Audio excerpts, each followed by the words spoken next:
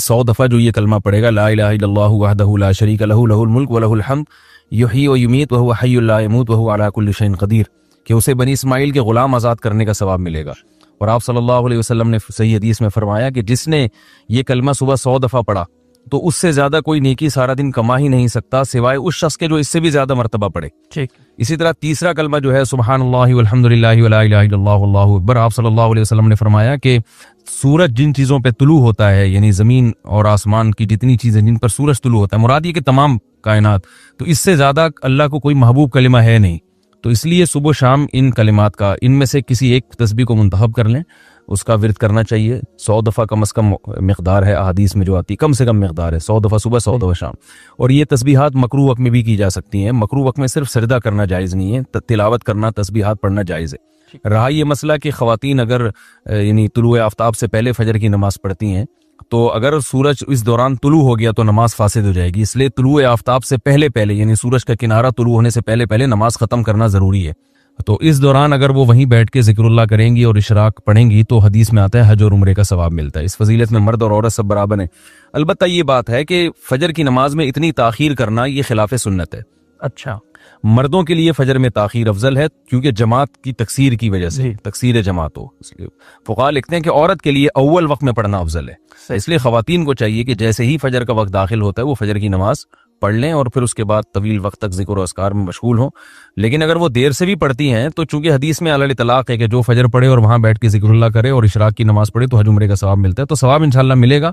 लेकिन फजर में ताखीर की जो जल्दी की जो फजीलत है उस फजीलत से महरूमी हो जाएगी।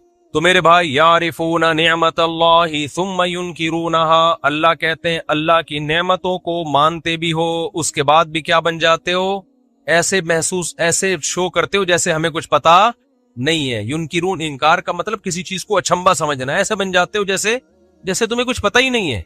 तो जब भी इस कायनात में मुख्तलिफ चीजों को देखा करें, कायनात में तगय्युरात देखा करें, किसकी तारीफ करो मेरे भाई, अल्लाह की। काफिर का बहुत बड़ा जुर्म है, वो खुदा की तारीफें नहीं करता। कैसी कैसी चीजें, कुदरत की ज्यादा निशानियां तो हमें काफिर ही दिखा रहे हैं, फिर भी अल्लाह की तारीफ नहीं करते। और अल्लाह का दिल कितना बड़ा है, देखो अल्लाह का ज़र्फ कितना बड़ा है, इतना बड़ा ताकतवर। आप बताओ, जब कोई बहुत बड़ा सेठ हो, बहुत बड़ा पावरफुल हो, बहुत ताकतवर हो, और आपने उसे जाके 5 रुपए वाला इतर हदिया कर दिया, तो क्या वो बहुत ज्यादा कदर करेगा आपकी? बोलो ना। वो क्या करेगा भाई, उठा के साइड पे रख देगा, thank you, nice to meet you, चलो पतली गली से निकलो, यही करेगा ना वो।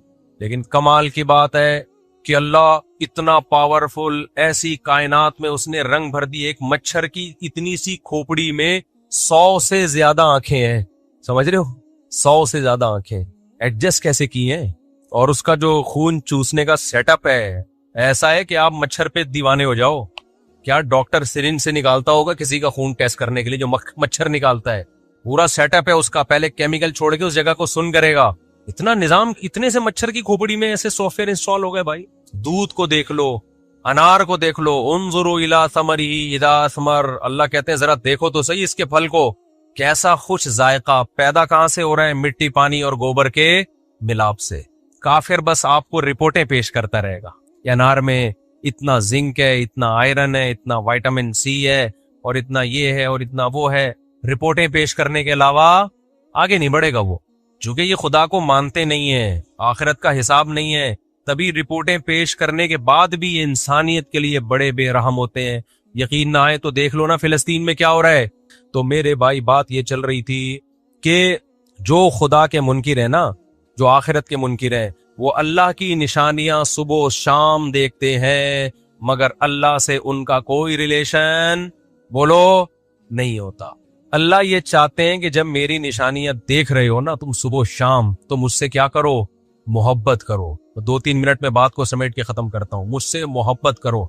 आप कहते हैं कैसे करें मोहब्बत, क्या करें, क्या करना पड़ेगा इसके लिए हमें?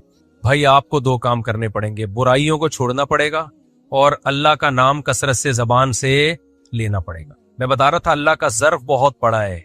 बड़े से बड़े सेठ को छोटी सी गिफ्ट दो तो वो यूं लेके रख लेगा, लेकिन हदीस में आता है जो इतना ताकतवर बादशाह खुदा है, जब कोई बंदा शदीद प्यास में पानी पी के कहता है ना अल्हम्दुलिल्लाह, अल्लाह का शुक्र है, तो अल्लाह उससे खुश हो जाता है।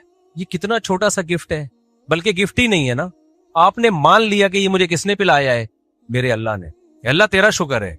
काफिर ये काम नहीं करता, हिंदू ये काम, वो पिएगा और सैराब हो जाएगा और एक रिपोर्ट पेश करेगा कि शदीद प्यास में इतने गिलास पानी पीने से प्यास बुझ जाती है, और जब प्यास हम पानी हमारी बॉडी में जाता है तो ब्लड को ये फायदा होता है और ये चीजें होती हैं। इससे पता चलता है कि वाटर हमारी सेहत के लिए बहुत मुफीद। और मजीद रिपोर्ट पेश करेगा कि इस कंपनी का पानी पिया करें, इस कंपनी का पानी ना पिया। इससे आगे नहीं बढ़ेगा।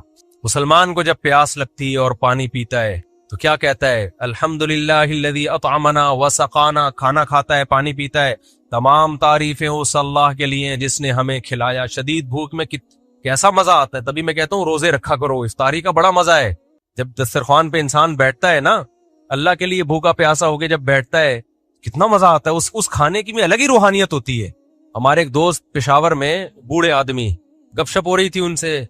अब तो लोग ऑटो पे आ गए। मैं कहीं बैठता हूं तो ऑटोमेटिकली 4 शादियां शुरू कर देते हैं। मैं नहीं भी छेड़ रहा होता शुरू।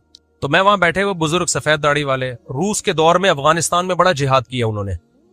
तो किसी ने बात चला दी कि जी 4 शादियां हो, बाबा जी आप भी 4 शादियां करो। तो उन्होंने कहा मौलवी साहब मजा अल्लाह ने खुदा की कसम सिर्फ 2 चीजों में रखा है। ऐसे जज्बे के साथ कहा ना उन्होंने कि हम अपने आंसू नहीं रोक सके, इतने जज्बे के साथ। उन्होंने कहा एक अल्लाह की राह में लड़ने में, जब खुदा के लिए इंसान लड़ता है ना अल्लाह की राह में, वो मंजर ही अलग होता है। अल्लाह को कैसा प्यार आता है ना, ये बंदा जान हथेली पे रखकर मेरी खातिर लड़ रहा है। और दूसरा कहा जब शदीद भूख और प्यास में इफ्तारी का दस्तरखान लगाओ, उस वक्त जो खाने में मजा आता है वो मजा, और अल्लाह की राह में लड़ने में मजा, इसके अलावा दुनिया की किसी तीसरी चीज में मजा नहीं है। मैंने कहा बिल्कुल सही कहा, बिल्कुल सही। इफ्तारी में बड़ा मजा है। कैसा मजा आता है भूखा प्यासा। वैसे भी आप भूख प्यास में खाओ, वो रूहानियत थोड़ी आती है, उसमें रूहानियत थोड़ी आती है। तो जब खाओ, जब पियो, जब नेमतों से लुत्फ अंदोज हो, फौरन किसकी तारीफ करो? अल्लाह की। अल्लाह हम इस काबिल नहीं, हमारे कौन से ऐसे अमाल है जो हमें प्यास में ठंडा पानी मिले? मेरे भाई हमने क्या किया अल्लाह के लिए? अल्लाह तेरा फजल है, तेरा एहसान है, तेरे एहसानात में नेमतों में डूबे हुए है, जो तू हमें भूख में खिलाता भी है और प्यास में पिलाता भी है, और यही नेमत काफी है। इस शुगर का फायदा ये होगा डिप्रेशन से निकलोगे। मेरे पास बहरिया टाउन में प्लॉट क्यों नहीं है, मेरे पास गाड़ी क्यों नहीं है, मेरे पास ये क्यों नहीं है? ओ भाई शदीद प्यास में तुझे पानी मिल रहा है, जिस दिन ये पानी बंद हुआ ना तो सारे प्लॉटों को तू भूल जाएगा। शुक्र अदा कर, तेरी सेहत है, पानी पी रहा है तू, भूख में तुझे खाना मिल रहा है, इस पे अल्लाह का शुक्र अदा करो। बहुत बड़ी नेमत है, थोड़ी नेमत नहीं है। तो बार बार अल्लाह का जिक्र, नमाज भी अल्लाह के जिक्र को कायम करने के लिए रखी है शरीयत ने। अल्लाह को पता ही है वैसे तो मेरा नाम लेंगे नहीं, कमबख्त, हर वक्त दुकान में, पान में, गुटकों में और बातों में लगे रहेंगे कि पीटीआई ने ये कर दिया, इमरान खान जेल में ये कर रहा है, तो नवाज शरीफ दोबारा आ गया तो अब ये होगा, ये हर वक्त इसी में लगे रहेंगे। मुझे नहीं कोई खुशी इमरान खान जेल में, अल्लाह करे निकल जाए भाई। और ये भी है कि अल्लाह करे नवाज शरीफ आगे, मैं ब्रेक, हो सकता है इसका मतलब वो दोबारा वजीर आजम बन जाए, मैं ये कहना चाह रहा हूं। ये भी हो सकता है कि मैं ये चाह रहा हूं कि वापस चला जाए, ये भी हो सकता है, कुछ भी हो सकता है। लेकिन मैं एक बात मानता हूं भाई, नवाज शरीफ आ जाए या इमरान खान आ जाए, जो भी आए आए पावर में, पावरफुल आदमी आए, एक ताकतवर आदमी आए तो, और जो भी आए ना उससे इतनी नफरत ना करो जितनी हम कर रहे हैं। देखो जब तक कोई वजीर आजम नहीं बने ना, वो एक सियासी लीडर है, जो मर्जी करो। जब बन जाए तो मुल्क का फायदा इसी में है कि सब माने उसको, चाहे वो इमरान खान हो, चाहे वो नवाज शरीफ हो, चाहे वो जरदारी हो। जब बन जाए तो फिर इस्लाम के हकाम क्या हो जाते हैं? चेंज हो जाते हैं। क्योंकि अगर मुल्क के हुक्मरान से आपको लगाव नहीं होगा, मैंने अरबों में देखा है जितने मर्जी हो, कोई अपने बादशाह के खिलाफ एक लफ्ज इस्तेमाल नहीं करता। जो गलत पॉलिसियां बादशाह की होती हैं, उलमा बादशाहों से बंद कमरे में मिलते हैं, मोहब्बत से उनको समझाते हैं, इससे खैर पैदा होती है। ये निजाम अगर सऊदी अरब में हो ना कि जो भी बन रहा है दूसरा आगे टांगे खींच रहा है, लानते कर रहा है, तो अपनी जबानों को कंट्रोल करो मेरे भाई, इससे मुल्क को कभी भी फायदा नहीं होता। जो भी आ जाए यार, जब आने के बाद हमारा कौन होगा? वो वजीर आजम होगा। जब बन गया तो जो तुम्हारा बाप जिसको बना दिया पर मान लो ना फिर हमारा बाप है बस। मुल्क को देखो मेरे भाई, शख्सियतों को मत देखो। गलत है किसी को जेल में भेज देना, किसी को जेल से निकाल देना, हम नहीं मानते, लेकिन जब बन जाए तो फिर मुल्क को, हमने कंट्री को देखना है। कंट्री की खैर इसी में है कि जो आएगा आएगा भाई, आएगा, कोई ना कोई तो आएगा, जो आएगा तो उसको मानना पड़ेगा। वरना मुल्क का तो अगर सारे इसी तरह खिलाफ हो जाए भाई, मुल्क का बेड़ा गर्क हो रहा है। तो खैर हम अल्लाह ने नमाज को क्यों रखा है मेरे भाई? अपनी याद कायम करने के लिए। तो बार बार अल्लाह का जिक्र करने से अल्लाह की मोहब्बत की चिंगारी दिल के अंदर पैदा होगी। नमाज पढ़ने से, फिर अल्लाह के लिए रोजा रखने से, जिक्र करने से। हम तो पहले जमाने में बूढ़ों को देखते थे हर वक्त हाथ में तस्बीह, हर वक्त हाथ में क्या होती थी? अब क्या आ गया भाई? मोबाइल। मेरी वालदा का जब इंतकाल होने का वक्त था, 1-2 साल तक बेड पे थी, होश होवाश सलामत नहीं थे, तो उनके हाथ में तस्बीह पकड़ाते ऑटोमेटिकली चलना शुरू हो जाती। सूरह यासीन पढ़ते उनके सामने तो जो आयत रह जाती ऑटोमेटिकली उनकी जबान से निकल जाती, क्योंकि जिंदगी भर सूरह यासीन पढ़ी, कुरान पढ़ा, तस्बीह की। अब जो नई नस्ल आ रही है ना, अब जब ये बुढ़ापे में कोई फालिज होगा या ब्रेन हेमरेज होगा या बिस्तर पे पड़े हुए होंगे, होश आवाज ठिकाने नहीं होंगे, आप इनको सुभान अल्लाह अल्लाह कहेंगे, इनकी खोपड़ी में आएगा ही नहीं है क्या कह रहे हैं। आप इनके सामने सूरह यासीन पढ़ेंगे, अगली आयत आएगी नहीं। आप जैसे ही इनके सामने टिकटॉक खोलेंगे ना, मुर्दा उठ के बैठ जाएगा। इसलिए मैं कहता हूं, ये देखने के लिए कि सकते में है या सच्ची मुच्ची में मरा है, मोबाइल पकड़ा दो। मुर्दे के हाथ में भी मोबाइल पकड़ाओगे ना, टिक टिक चलना शुरू हो जाएगा वो। तो इतना मोबाइल, टिकटॉक, फेसबुक, इंस्टाग्राम, हर वक्त इसी में लगे रहना, इन चीजों ने इंसान को अल्लाह की याद से गाफिल कर दिया। तो थोड़ा सा अल्लाह अल्लाह कहना सीखो। सुबह शाम 100 दफा ला इलाहा इल्लल्लाह का विर्द कर लिया करो भाई। डिजिटल तस्बीहात आ रही हैं, उंगली पे कर लो, 100 दफा सुबह, 100 दफा शाम कर लिया। नमाज की पाबंदी कर ली, कभी कभार नफली रोजे रख लिए, ताकि याद रहे कि हम भाई किसको मानते हैं। अल्लाह के लिए खाने वाले बहुत मिलेंगे, और अल्लाह के लिए तीजे के नाम पे भी, 11वीं के नाम पे भी खाया ही जा रहा है। तो खाने वाले मार्केट में कम नहीं है, खाने से परहेज करने वाले, जो खुद शुगर की वजह से परहेज हो जाएगा, लड्डू भी छोड़ देंगे, जलेबियां भी छोड़ देंगे। अल्लाह के लिए खाने पीने से परहेज कर लो, रोजा रखने की आदत डाल लो, नफली रोजा, तो इस पे अल्लाह क्या हो जाएगा? खुश हो जाएगा। और अल्लाह एक वक्त की लज्जत छीन के अगले वक्त में डबल दे देता है। रोजे में नाश्ते की लज्जत जाती है और दोपहर खाने की लज्जत जाती है। इफ्तारी में वो लौटा देता है कि नहीं लौटा देता?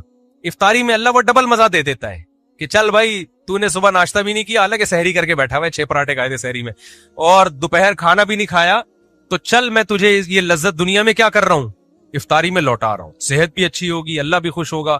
तो कुछ अल्लाह अल्लाह का घरों में माहौल बनाओ। हम काफिर नहीं है मेरे भाई कि बस चीजों पे रिपोर्टें पेश करके मुतासिर होते रहे। हम सबसे पहले जो रिपोर्ट पेश करते हैं वो क्या है? वो जो कुरान ने पेश की है। ये नेमतें बनी नहीं है, बनाई है किसने? अल्लाह ने, और वो तुम्हारा मोहसिन है। रसूलुल्लाह सल्लल्लाहु अलैहि वसल्लम के पास ईसाइयों का एक वफद आया।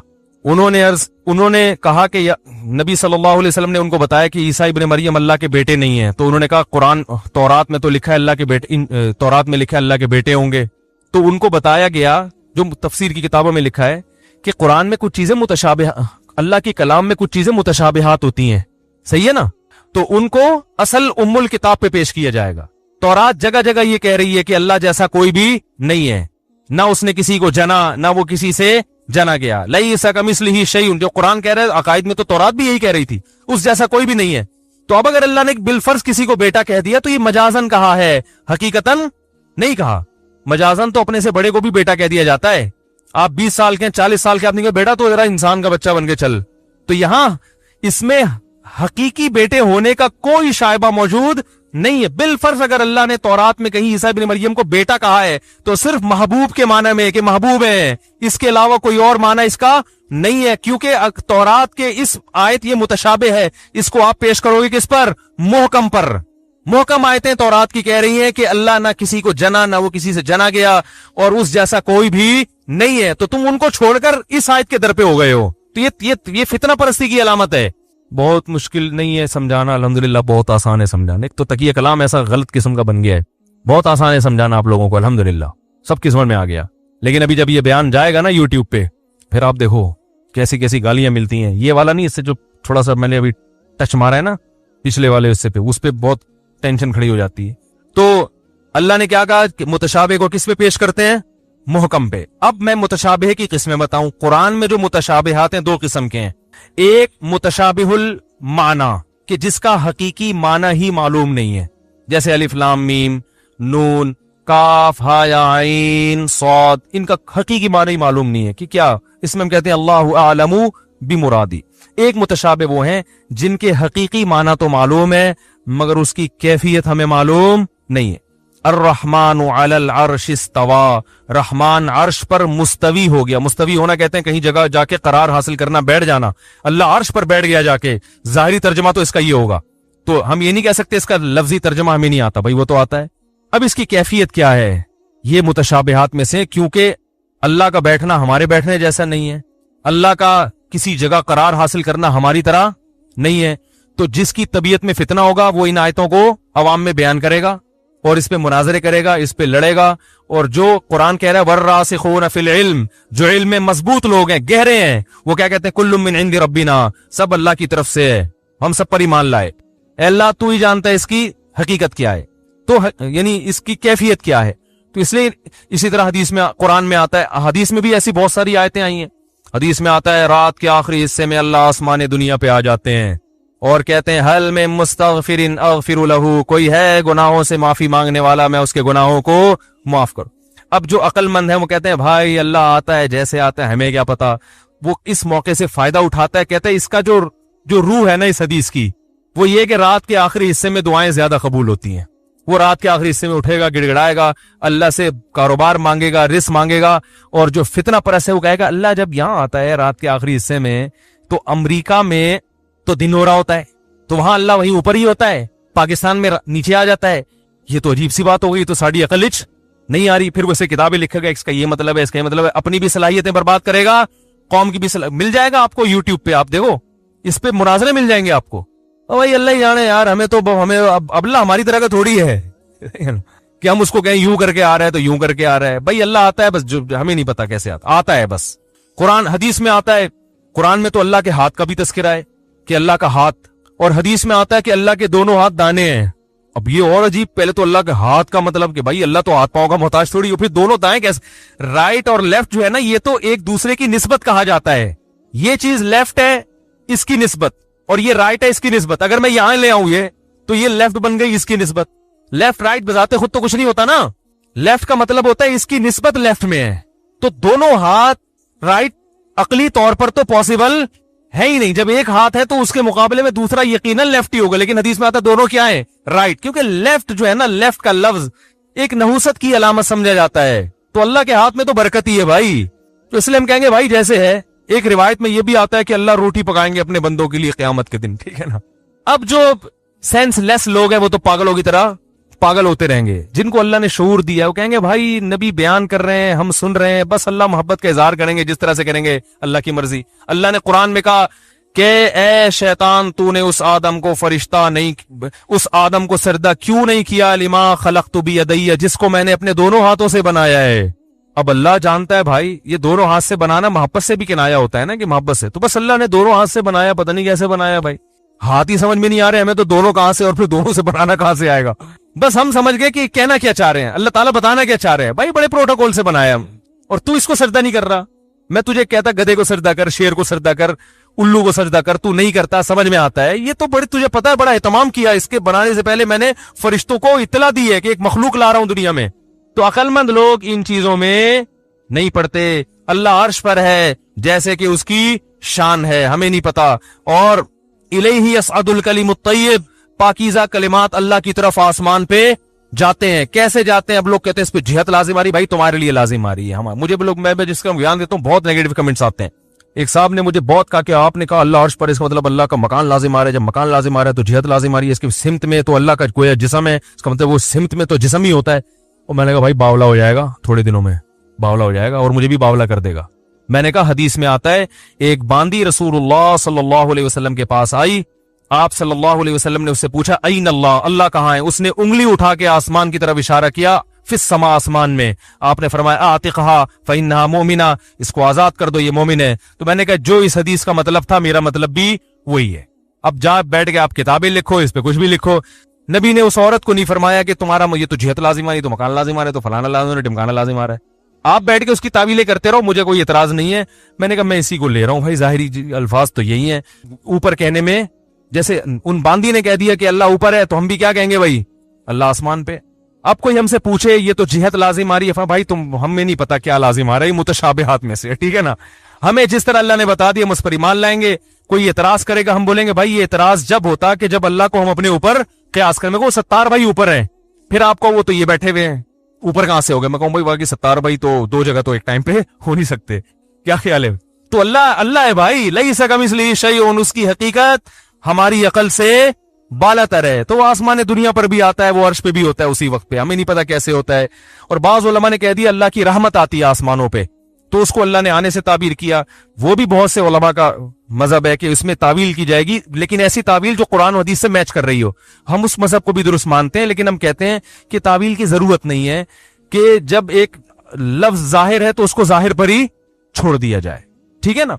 तो मुतशाबे के दो हो गए, एक मुतशाबिहुल माना कि जिसके मतलब ही मालूम नहीं है, और एक मुतशाबिहुल कैफ, हकीकी मतलब तो मालूम है, कैफियत मालूम नहीं है। हाथ है, हदीस में आता है अल्लाह अपनी पिंडली को जाहिर करेंगे, लोग सर्दे में गिर जाएंगे। और हदीस में आता है वस्समावातु मतवियातुम बियमीनी वल अर्दु जमीअन क़ब्ज़तु, क़यामत में एक मुट्ठी में जमीन होगी और सारे आसमान अल्लाह के दाएं हाथ में लिपटे हुए होंगे, ठीक है ना। तो बस जो अल्लाह का मतलब है। बाकी कुरान की जो आयतें अलहम से लेके वन्नास तक, उसमें कुरान कह रहा है लईसा कमिस्लिही शैउन, अल्लाह जैसा कोई भी नहीं है, तुम उसकी इदराक नहीं कर सकते। उसको हम सिफात से पहचानते हैं, सिफात अल्लाह ने जगह जगह बयान की। ला इलाहा इल्लाहु, कोई इबादत के लायक नहीं उसके सिवा। अल हई, जिंदा है। अल कय्यूम, हर चीज को थामने वाला है। ला तअखुजुहु सिनतुन, उसे ना कभी ऊंग आती है, वला नौम, ना कभी नींद आती है। लहू मा फिस समावाति व मा फिल अर्द, जो कुछ आसमानों में जमीन में सब उसी का है। वला यऊदुहु हिफ्जुहुमा, करोड़ों अरबों सालों से हिफाजत कर रहा है, करता रहेगा, इनकी हिफाजत उसको जरा भी थकाती नहीं है। वला युहीतून बिशैइन मिन इल्मिही इल्ला बिमा शाअ, तुम्हारे पास जो इल्म है अल्लाह के मुकाबले में बहुत थोड़ा है, और वो भी इतना जितना अल्लाह ने चाहा। जो नहीं चाहा वो तो भटकते रहोगे, नहीं हासिल होगा फिर भी। बिशैइन मिन इल्मिही, यहां भी शैइन में तनवीन तकलील के लिए, कुछ भी नहीं है, कख भी नहीं है तुम्हारे पास जो तुम कहते हो ना ये इतनी नॉलेज। ये नॉलेज है भाई, 2 गुर्दे होते हैं, ठीक है ना, ठीक है। जब पहली दफा साइंसदान ने गुर्दे इजाद किए थे तो कितने भाई, किडनी कितने? 2। वो बड़ा खुश हुआ था। लेकिन अब साइंसदान उस पर मजाक उड़ाते होंगे, भाई ये कौन सा इल्म था यार, तूने 2 गुर्दे दे। तो आज से 500 साल के बाद जो आज के साइंसदान है, 500 साल बाद वाले, उनका मजाक उड़ा रहे, यानी कि क्या नॉलेज थी बेचारों की, ये इस पे खुश थे कि हमने पथरी रेज के जरिए पथरी निकाल दी है, और हम तो बंदा भेज के, ठीक है ना, और पता नहीं कहां तक टेक्नोलॉजी पहुंचने वाली है। तो ये वो भी कुछ भी नहीं है अल्लाह के इल्म के मुकाबले में। फरमाया कुछ भी नहीं है, बिमा शाअ, जितना चाहूं मैं दे दूं, बाकी तुम सब जाहिल हो।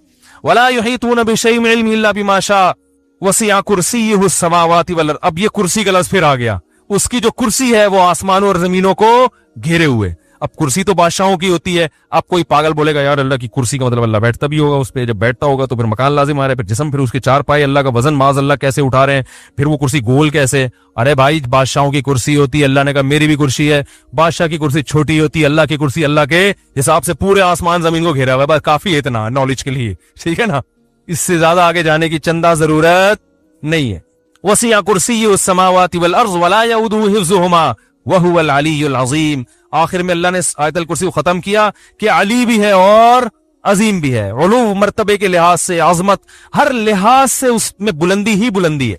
तो इन सिफात में आयतें मुहकम हैं, इसमें कोई इश्तिबा नहीं रखा अल्लाह ने। तो ये मुतशाबिहात आयतें हैं 2 तरह की, कि कुछ मुतशाबिहुल माना होती हैं और कुछ मुतशाबिहुल कैफ, कैफियत उनकी क्या होती है?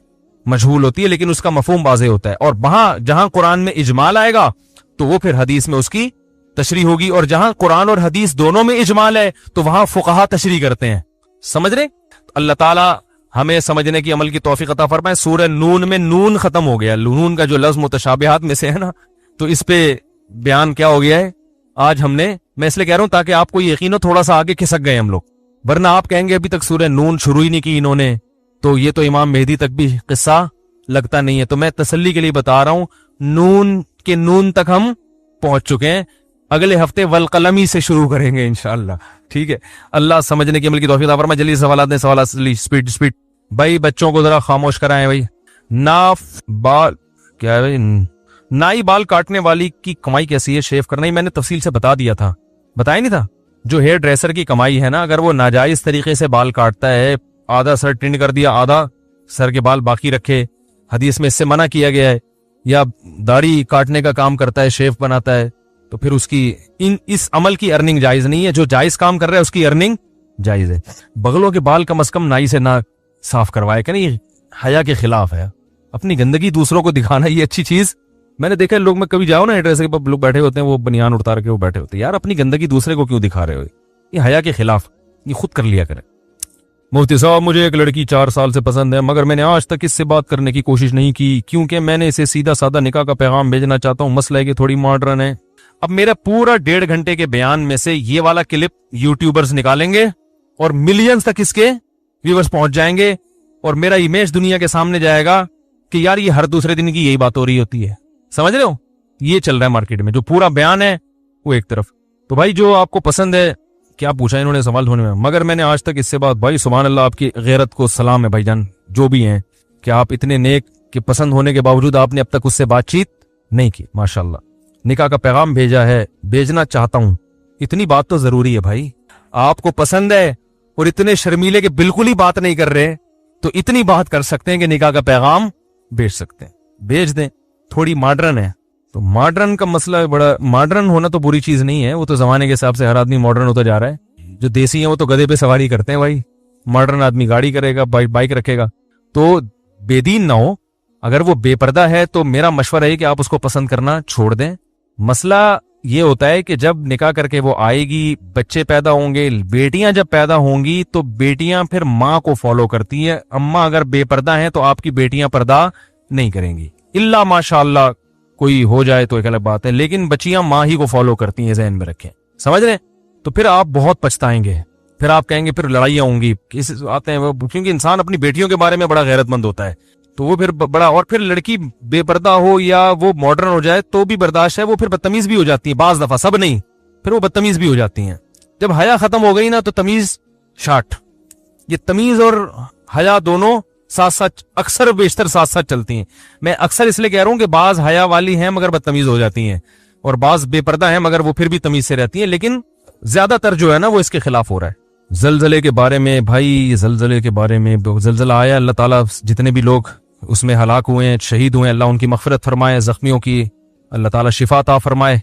आज उन पे आया, कल अल्लाह ना करे हम पे भी आ सकता है, तो पहले से इंसान मौत के लिए तैयार रहिए। तो आफतें आती रहेंगी क़यामत के दिन, क़यामत तक। मेरे इम्तिहानात के लिए दुआ करवाए हर नमाज में, दिल से, हर नमाज में। भाई कुछ शादी में आया है क्या? भाई यहाँ जो हमने आपको बुलाया कोई शादी की तकरीब है जिसमें बुलाया हुआ, जो जोक चाय लिख के भेज दो, बस दिल से दुआ करते हैं अल्लाह आपको कामयाब करे, इतना काफी है मेरा ख्याल है। मस्जिद के बाहर से, भाई क्या हो रहा है ये, मस्जिद के बाहर से जो चाबी मिली थी वो देखिएगा, वो चाबी किसको दी है मैंने, वो तो 3-4 दिन तक तलाश करते रहे किसने पर्चा लिखा है। एक चाबी मिली थी, वो वली से मिलने बाद में। उतसाब मेरी कजन का शोहर अपनी बीवी को छोड़कर कई महीने गायब रहता है, बीवी बच्चे का खर्चा नहीं देता, बीवी खुद जॉब करके बच्चों को पाल रही, हर बात पर तलाक की धमकी देता है और दूसरी औरतों के चक्कर में लगा रहता है। अगर भाई आप सच कह रहे हो तो 2-3 दफा समझाओ ना, फिर उसे जब खर्चा ही नहीं कम वक्त उठा रहा तो किस बात का मियाँ कि पेड़े खाने के लिए मियाँ बना हुआ है। तो वो एक था ना, वो सब इकट्ठे पिकनिक मनाने गए ना, तो एक से कहा यार तू लकड़ियां ले दो, यार मेरे से नहीं होता। उसने कहा चल तू आग जला ले, मेरे से नहीं होता। चल आलू काट ले, मेरे से नहीं होता। तो आखिर में खाने लग गया, चलो खाने में आ जाएगा। तो ऐसे आदमी को कहते हैं सिर्फ पेड़े खाने के लिए बैठा हुआ है। तो मियाँ जब कोई किस्म की जिम्मेदारी नहीं उठा रहा, ना बच्चों की, ना बीवी की, ना घर में टाइम दे रहा है, तो भाई फिर वो बीवी सिर्फ पेड़े खाने के लिए रखी हुई है उसने। तो ऐसे मियाँ को एक हद तक मोहलत देनी चाहिए सुधरने की, फौरन तलाक न लें, एक हद तक 6 महीने, साल, फिर ज्यादा न खींचें, उसके बाद उससे तलाक लें। अदालत का रास्ता भी ऐसी सूरत में इख्तियार किया जा सकता है। दाढ़ी रखना चाहता हूं लेकिन फिर भी अगर कोई गुनाह हो गया तो बदनामी होगी। लेकिन खातून तलाक लेने से पहले ये सोचें कहीं और शादी का इम्कान भी है कि नहीं है, ये जरूर सोच लें, वरना पहले नाम तो लगा हुआ था फुलतरू की तरह एक मियाँ का, कम से कम जैसा भी था। जब नाम भी जाएगा तो फिर और आजमाइशें आएंगी, फिर लोग गलत नजरों से देखते हैं। तो कहीं और शादी का इम्कान है तो फिर करें, वरना नहीं। दाढ़ी रखना चाहता हूं लेकिन फिर भी अगर कोई गुनाह हो गया तो बदनामी होगी। नहीं भाई, दाढ़ी आप रखें, गुनाह हो गया तो तौबा करें, दाढ़ी रखना जरूरी है, गुनाह से बचें। जब नजर और न्याज के बारे में इस्लाम क्या कहता है और वसीले के बारे में तफसील से बयान रिकॉर्ड आ चुका हूँ। नजर और न्याज के बारे में भी चीजें साबित नहीं है भाई, फिर किसी और वक्त में इंशाल्लाह इस पे तफसील से बात कर। अगर कोई हराम कमाता है तो इस शख्स से किस हद तक ताल्लुक रख सकते हैं, इसके साथ खाना पीना जायज नहीं है। सलाम दुआ करें आप, उसको मोहब्बत से समझाते रहा करें, उसकी अर्निंग से आप खा नहीं सकते। मुफ्ती साहब, इस्लाम में चिल्ला और 4 महीने की क्या अहमियत है? 7 माह और 1 साल की जमात में जाना कैसा है, जबकि इतना अर्सा अपनी बीवी से दूर रहना? भाईजान, दीन सीखना जरूरी है। एक इल्म का, दीन का इल्म एक मसाइल का है जो उलमा से आप सीखते हैं, लेकिन एक होता है माहौल, जब तक आप तब्दील नहीं होगा तो उस इल्म पे कायम रहना मुमकिन नहीं है। नमाज के आप 100 सुबह शाम आप फजाइल सुनते रहें लेकिन जब तक नमाजियों में कुछ दिन रहेंगे नहीं, प्रैक्टिस नहीं करेंगे, आप नमाजी नहीं बनेंगे। तबलीग में जाने के बाद 5 टाइम नमाज पढ़वाई जाती है, सुबह शाम क़ाल अल्लाह क़ाल रसूल सुना जाता है, ठीक है ना, और अपने घर से दूर रहने इंसान कुर्बानी देता है। इन सब चीजों का इंसान पे असर पड़ता है, तभी लोगों की जिंदगी चेंज हो जाती हैं। तो इसलिए इस बहस में ना पड़े, फर्ज वाजिब है, जितना अल्लाह टाइम देता है। रहा मसला बीवी, इतना सा बीवी से दूर रहना, तो बेगम को अपने साथ लेके जाएं। तबलीग में खवातीन भी जाती हैं जमात में, समझ रहे हैं, बेगम को अपने साथ लेके जाए, वो भी, वरना आप नेक बन जाएंगे, वो उसके मामूलात ही नहीं होंगे कोई, तो घर में फिर बड़ा एक अजीब से जिंदगी गुजर रही होती है, तो उसको भी साथ ले जाए। अक़वाम मुत्तहिदा में वजीर इमरान खान का खिताब के बारे में आप क्या कहते हैं, वो मैंने बता दिया अभी, वही कह रहा हूं जो सब कह रहे हैं भाई। मेरा सवाल ये कि मैं आपसे पूछना था कि एजुकेशन के लिए सॉफ्टवेयर की है वर्जन इस्तेमाल कर सकते हैं? तुम लोग छाँव में आके पूछें ऐसे सवाल छाँव में आके पूछा करें। मुफ्ती साहब मेरा सवाल ये कि जो मेरे पास एक एंड्रॉयड मोबाइल है जो मेरे इस्तेमाल के लिए है, मेरे वालिद मुझसे इस्तेमाल करने के लिए मांगते हैं और मैं दे देता हूं, जिसे अल्लाह उसके नबी ने हुक्म दिया कि तुम्हारा माल तुम्हारे बाप का है, लेकिन वालिद इस पर कुछ अच्छी चीजें देखते हैं, थोड़ा मिस यूज भी करते हैं। अब्बा को कोई पर्ची लिख के दे दें अननोन कि अब्बा आप पर कम से कम ये चीजें सूट, मैं करूं तो चलो मेरा भी गलत है, आप अब्बा से कहें कि भाई मेरा लिए भी गलत है, आपको तो चाहिए मुझे समझाएं, तो आप ऐसे कर रहे हैं यार, ऐसा करें। बोले मैं अम्मी को बता दूंगा। जैसे आप जितने मर्जी अल्लाह के अजाब से डराएं, आप बोले अम्मी को बताऊंगा मैं, देखो उसी दिन से छूट जाएगा। हमारे रिश्तेदार कहते हैं कि मौलवियों में ना पढ़े, मौलवियों ना पर्दे के बारे में कुछ ज्यादा ही सख्ती की हुई है, कुरान हदीस में इतनी सख्ती नहीं है। ऐसा नहीं है भाई, जितनी कुरान हदीस ने की हुई है इतनी ही की हुई है हमने। मेरी उम्र 50 साल है और मैंने अपने शोहर के जुल्म और सितम की वजह से खुला ले ली है, तो बताइए कि खुला की मुद्दत कितने दिनों पर मुश्तमिल है? देखें, अदालत से जब भी खुला लें उसकी पूरी कार्रवाई किसी मदरसे में भेज के बाकायदा वहां से फतवा लें कि ये खुला सही भी हुआ है कि नहीं हुआ, प्रॉपर तरीके से वो फतवा लें। वो फिर उलमा देखते हैं कि ये अदालत ने उन चीजों का ख्याल किया भी है कि नहीं किया, क्योंकि शरीयत में निकाह बहरहाल खत्म करने का एक तरीका है, एक प्रोसेस है। ऐसा ही नहीं कि कोई भी उठ के चला जाए, चाहे कितना ही जुल्म हो रहा हो, लेकिन उस जुल्म से बचने का भी एक प्रोसेस रखा है ना, उस तरीके से आप तलाक लें तो होगी, वरना नहीं होगी। तो जब भी ऐसा हो, अब चूंकि हर केस डिफरेंट नौइयत का होता है, इसमें कोई एक कायदा कुल्लिया नहीं बयान किया जा सकता, हर केस की को स्टडी किया जाता है अलग तरीके से। तो आप हमारे मुझे दे दें बेशक सवाल लिख के और उस पर अपना नंबर डाल दें, तो मैं जामे तो रशीद में जमा करा दूंगा और वहां से हम जवाब लिख के दे देंगे। पेशाब बहुत एहतियात से करता हूँ, लेकिन हर दफा महसूस होता है कि पेशाब की कुछ ना कुछ छींटें लग गई हैं। और भाईजान नहीं किया करें ऐसे महसूस, सही है ना? पेशाब करें, एहतियात करें, छींटें न लगे, पानी डालें और पतली गली से निकल लें। हाँ, पेशाब फौरन ना उठे क्योंकि कतरात निकल रहे होते हैं, तो थोड़ा सा इत्मीनान हो जाए, कतरा निकलना बंद हो गया होगा तो बस चले जाए। ये ऐसी चीजें, इसमें अगर आप पड़ गए तो फिर क़यामत आ जाएगी, आपको कभी भी सुकून हासिल नहीं होगा और ऐसा पागल हो जाएंगे आप। और फिर ये वाला वहम के अलावा एक और नया भी शुरू हो जाएगा। फिर एक साहब ने कहा कि मैं वो शलवार जब अपनी नापाक धोता हूँ तो मेरा हाथ गीला दरवाजे पे लगता है, तो फिर वो दरवाजा नापाक हो गया। फिर जिस लोग भी उस दरवाजे पकड़ रहे हैं उनके सबके हाथ नापाक हो गए। फिर वो उन्हीं हाथों से कप पकड़ते हैं तो कप नापाक हो गया, और फिर जब कप नापाक हो गया तो फिर प्लेटें और चमचे भी नापाक हो गए। फिर बेगम उन्हीं हाथों से प्लेट धोती है, तो वो जब धोती है तो वो उसमें लग के वो नापाक हो गए। मैंने कहा भाईजान, अगर लोगों को पता चल गया, मैं भी नफसियाती हो गया, क्योंकि ऐसी बातें सुनने से भी आदमी पागल होता है। तो मैंने कहा ऐसी बातें सुन के मुझे अजीब सा कुछ हो रहा है, और अगर मुझे कुछ हो गया और मैं डॉक्टर के पास चला गया और लोगों को पता चल गया मुफ्ती साहब नफसियाती डॉक्टर के पास गए, मैंने कहा मेरा बयान हो जाएगा, मैं बोलेंगे तो खुद बेचारा किसके पास जा रहा है नहीं तो हमें कहा से। तो मैंने कहा मैं अपने आप को इस बीमारी से बचाना चाहता, और मैंने कहा मेरे पास इसका इलाज है, 2 थप्पड़, जाओ अल्लाह के बंदे अपनी शलवार दो और पतली गली से निकलो, बस छोड़ो ये करके देख रहा है, बस थोड़ा एहतियात से धो लो, बस इतनी काफी है, ज्यादा गहराई में नहीं जाओ इन चीजों में। शरीयत ने मना की है। हजरत ज़ैनुल आबिदीन जो हजरत हुसैन रजी अल्लाह अन्हु के बेटे थे, वो एहतियात करते थे पेशाब करते हुए कि किसी बोतल में पेशाब करते थे, शीशे के बर्तन में, ताकि छींटे ना पड़े तकवे की वजह से। खुद ही फिर कुछ दिनों में उन्होंने ये अमल छोड़ दिया। उन्होंने कहा जो मुझसे बेहतर थे मोहम्मद सल्लल्लाहु अलैहि वसल्लम, उन्होंने ये एहतियात नहीं किया तो मैं क्यों करूं ये। बस छींटों से एहतियात जितनी हो सके बचने की कोशिश करें। सख्त जगह पे ऐसा ना करें पेशाब बिल्कुल जो एकदम से छींटे हैं। तो फुक़हा ने लिखा है कि थोड़ी बहुत अगर बिलफर्ज बारीक से छींटे पड़ जाएंगी तो वो क्या है, मुआफ है। वो जो मैंने अभी इतनी डिटेल से उसके दलाइल से बात की है। अगर किसी शरीफ लड़के की नई शादी हो और ऐसी बीवी मिले जो पहले से बॉयफ्रेंड रखती हो, आजकल के लड़के शादी देर से करने के आदी हैं तो हुदूद से बाहर तो हो जाते हैं, लेकिन आजकल के की गर्लफ्रेंड बॉयफ्रेंड शरीफ लड़का ऐसे में क्या करे और लड़की के ऐप जान जाए, भाई अब उस पर पर्दा डाले। आपको अपनी बीवी का कोई ऐप पता चल गया जो शादी से पहले का है, बीवी को आपका ऐप पता चल गया जो शादी से पहले का है, तो अल्लाह ने कुरान में कहा है हुन्ना लिबासुल लकुम व अंतुम लिबासुल लहुन्ना, तुम दोनों एक दूसरे के क्या हो, लिबास। लिबास का काम आपके ऐप को जाहिर करना होता है, ये छुपाना होता है। लिबास तो सारी फोड़े फुंसियां खड्डे सब क्या कर देता है, ऊपर से बड़े अच्छे अच्छे लग रहे होते हैं आप। तो उल्टा काम हो रहा है आजकल, एक दूसरे की इज्जत का जनाजा सबसे ज्यादा कौन निकालता है, मियाँ बीवी। अच्छे भले आदमी जलील हो जाता है, अच्छी भली औरत जलील हो जाती है। तो जिनको अल्लाह ने लिबास कहा है कि तुम तो एक दूसरे के राजदार हो, वही इस बेलिबासी का जरिया बन रहे हैं, तो ये बहुत गलत है। बास खवातीन ये करती है, अल्लाह माफ फरमाए, तो कहते हुए भी डर लगता है। आजकल ये नौजवानों में फौश फिल्में देखने का बहुत रिवाज हो गया है, तो वो बीवियां पकड़ लेती हैं ये हरकतें, उनको पता चल जाता है, तो फिर वो सबको बता रही होती है खानदान में, मेरा मियाँ ये करता है, मेरा मियाँ ये करता है। मुझे भी फोन करके बाज औरतें बताती हैं, क्या करूं मैं तो परेशान हो गई, मेरा मियाँ ऐसा गंदा। तो मैं कहता हूं आपके मियाँ ने बहुत गंदा काम किया, लेकिन आप उससे भी ज्यादा गंदा काम कर रही हो कि उसकी बुराई को सारी दुनिया के सामने, और इसमें आपकी अपनी बदनामी, आपकी औलाद की बदनामी। जरा सी किसी को दुश्मनी होगी ना, वो आपके बच्चों को ताना दे देगा कि तुम्हारा बाप ऐसा था, और आपकी बदनामी। औरत की इज्जत तो उसके शौहर से है। तो मैं साफ, कभी ऐसी कोई फोन आए ना, मैं साफ मना कर देता हूं, मुझे नाम नहीं बताना, नाम नहीं बताना, बस अपना भी नाम ना बताओ, उसका भी। मैं नहीं चाहता भाई मैं पहुंचूं, हम क्यों किसी के राज पर मुत्तले हों। तो ऐसी खवातीन को चाहिए कि जब मसला पूछें, यूं पूछें, किसी खातून ने हमसे ये कहा है कि उनके शौहर ऐसा कर रहे हैं, तो उन खातून को आपका क्या मशवरा है, इस तरह से पूछा करें। समझ रहे हैं ना, ये झूठ भी नहीं है कि आप भी तो किसी खातून ही है ना जिन्होंने आप ही को बता दिया। तो ऐसे में गोलमोल करना जायज है, क्यों राज फाश कर रही हो भाई अपना और अपने शौहर का।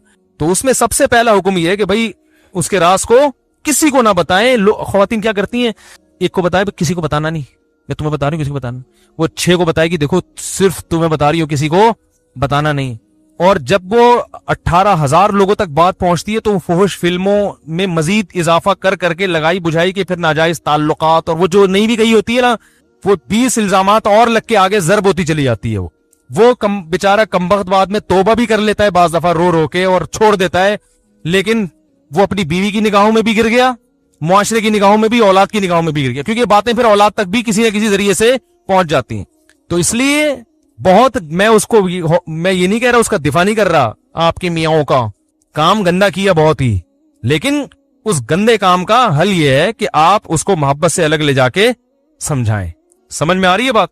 तो बोलेंगे ये आप पे सूट नहीं करता, आप शादीशुदा हो, आपको एक हलाल अल्लाह ने नेमत दी है, तो आप क्यों इस गंदगी की तरफ जा रहे हो। उसका साथ दें, उससे वो बुराई छुड़वाने की कोशिश करें।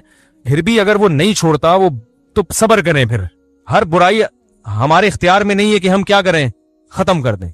तलाक लेके जाएंगी, पता नहीं कोई पाकदामन मिलेगा ना मिले। मार्केट में बंदे शार्ट है, पाकदामन होना तो फिर अलग से। बंदे शार्ट चल रहे हैं आजकल मार्केट में, सही है ना।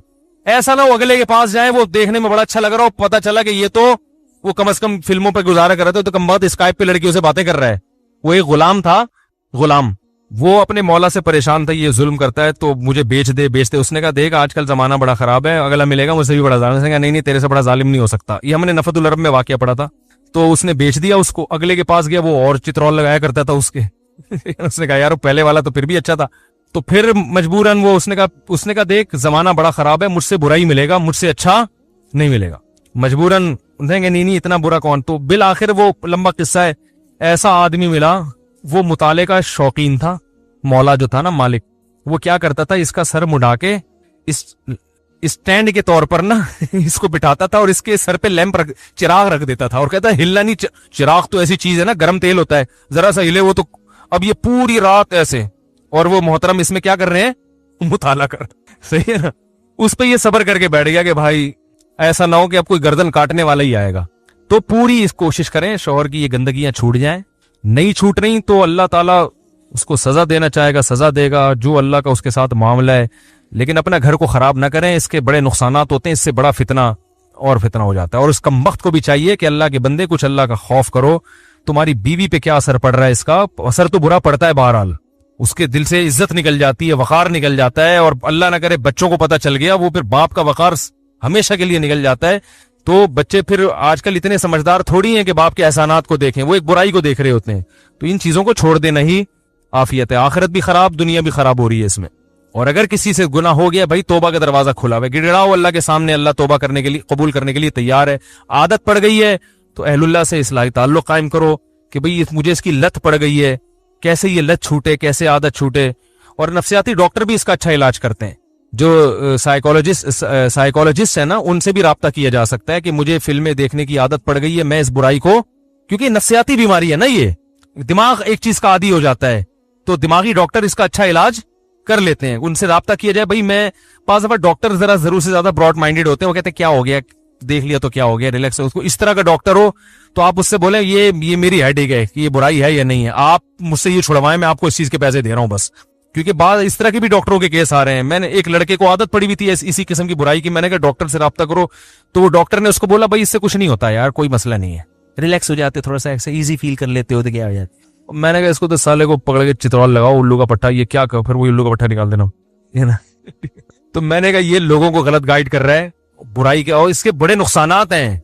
कोई अगर माहिर नफ्सियात कहता है ना कि इसके नुकसानात नहीं है, बाज माहिर, इसको तो सभी मानते हैं नुकसान है फोश फिल्में देखने के, बाज गुना ऐसे हैं जिसमें डॉक्टर कह देते हैं कुछ नहीं होता, होता है, बहुत खराबियां होती हैं।